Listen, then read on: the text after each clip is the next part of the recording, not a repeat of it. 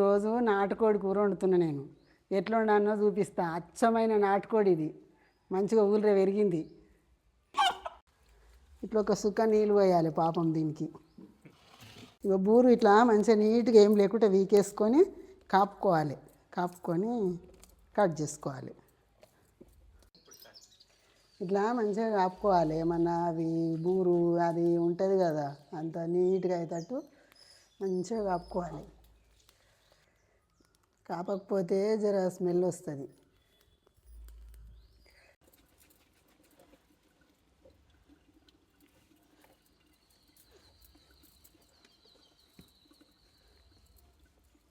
పసుపు పెట్టుకోవాలి. బాగా పసుపు రుద్దుకుంటే దీనికి ఏది ఉన్నా కానీ క్రీములు అన్నీ చచ్చిపోతాయి. మంచిగా ఉంటుంది. పసుపు పెట్టుకుంది వండకనే పోదురు. అప్పుడు ఎట్లా వండినామో అట్లనే చూపిస్తున్నా. నాటుకోడి కదా ఇది. ఈ కోడి అయితేనేమో ఉడిగానే ఉడుకుతుంది, అది వేరే ఉంటుంది, ఇది వేరే టేస్ట్ ఉంటుంది. మటన్ లెక్క చాలాసేపు ఉడకాలి. ఇది నాటుకోడి కాబట్టి అంత పసుపు పెట్టుకొని మంచిగా రాసుకొని, స్కిన్ ఉండాలి, ఉంటేనే మంచిగా ఉంటుంది. స్కిన్ తీసేస్తే టేస్ట్ పోతుంది. కాపి ముద్దుగా పసుపు రాసుకొని కట్ చేసుకొని ఈ పేగులు కాళ్ళు అన్నీ తీసేసుకొని, ఇది ఇగో నాటుకోడి ఒకటి కోస్తే కిలో బాగా వెళ్ళింది కూర. ఇగో ఇది వండుతున్నా ఇప్పుడు. మీరు ఎట్లా వండానో చూసి మీరు కూడా వండుకోరు. చాలా బాగుంటుంది నాటుకోడి కూర అంటే. అప్పుడు మా బాపమ్మ మా నాయనమ్మ గిట్ట ఎట్లా వండిరో అదే స్టైల్లో వండుతున్నా నేను. చూడురు మీరు. శనగపప్పు వేస్తుండే అప్పుడు. ఎందుకు వేసినో నాకు తెలియదు కానీ నేనైతే వేస్తుండే. ఆయిలు, ధనియాల పొడి, అల్లం ఎల్లిగడ్డ, కారం, పసుపు, ఉల్లిగడ్డ, పచ్చిమిర్చి, కొత్తిమీర, కరివేపాకు, పసుపు అన్నీ వేస్తున్నా. స్టార్ట్ చేస్తుంది. ఇక 2 స్పూన్ల ఆయిల్ పోసిన.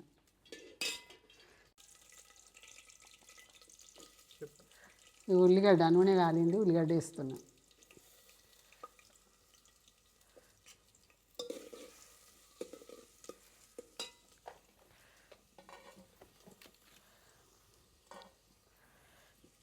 కరివేపాకు ఫ్రెష్గా దొరుకుతుంది మాకు ఇంటి ముందటనే చెట్టు.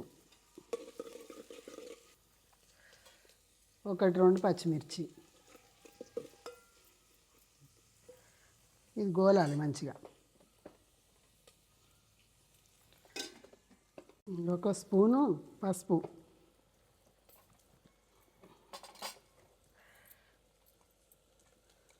2 స్పూన్ల అల్లం ఎల్లిగడ్డ,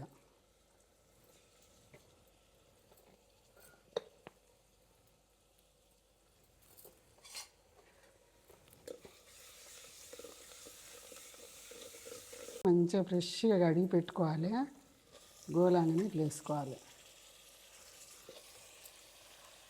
అప్పుడు వండితేనైతే వాడకట్టు అంతా వాసన వస్తుంది.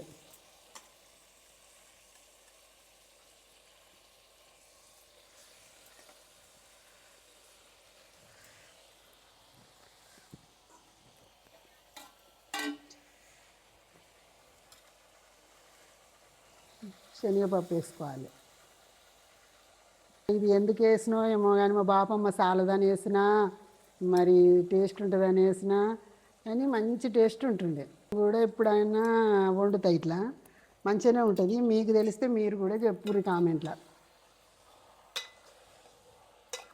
మంచిగా మగ్గింది. ఇప్పుడు వాటరు ఊరినాయి, అంత మళ్ళా ఇనికిపోతున్నాయి. ఇగో ఇంత కారం వేస్తున్నా. ఈ స్పూన్ తోటి స్పూన్ మీద ఇంత వేసిన.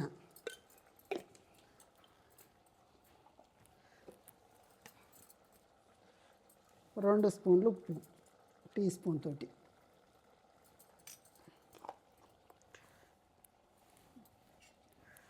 ఈ ఉప్పు కారము పట్టేటట్టు మంచిగా కలుపుకోవాలి, గోలాలి. మళ్ళీ ఇది ఇలా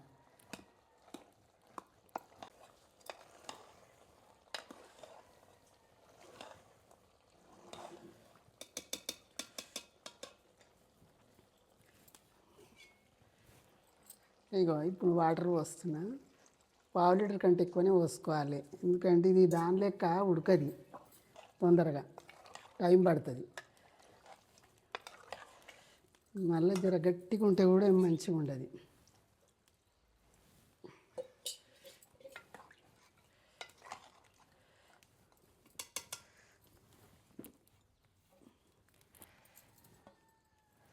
కొత్తిమీర వేస్తున్నా.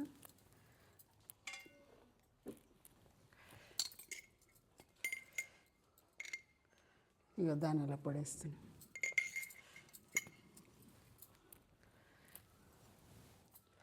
కొబ్బరి మసాలా మంచిగా ఉడికినాక వేయాలి. ఇక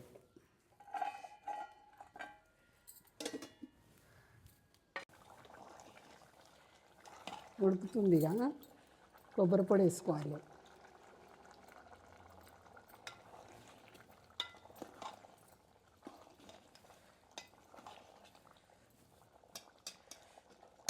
ఇంకో 10 నిమిషాలు ఉడికినాక మసాలా వేసుకొని దించేసుకోవాలి.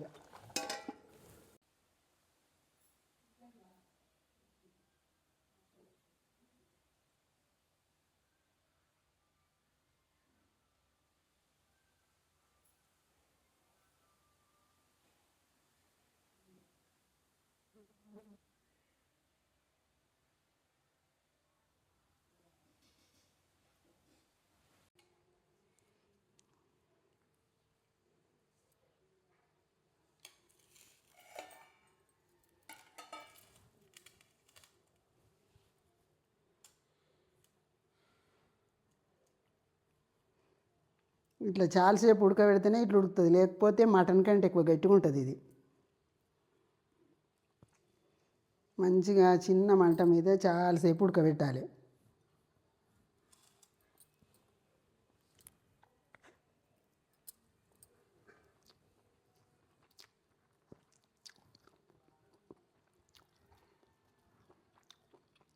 మంచి టేస్ట్ ఉంది.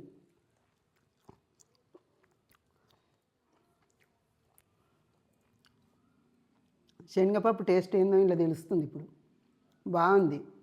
లైక్ కొట్టుర్రి, ఫాలో కర్రి, కామెంట్ పెట్టుర్రి. ఏమన్నా నాది తప్పు ఒప్పో ఏమున్నా కానీ. బాయ్.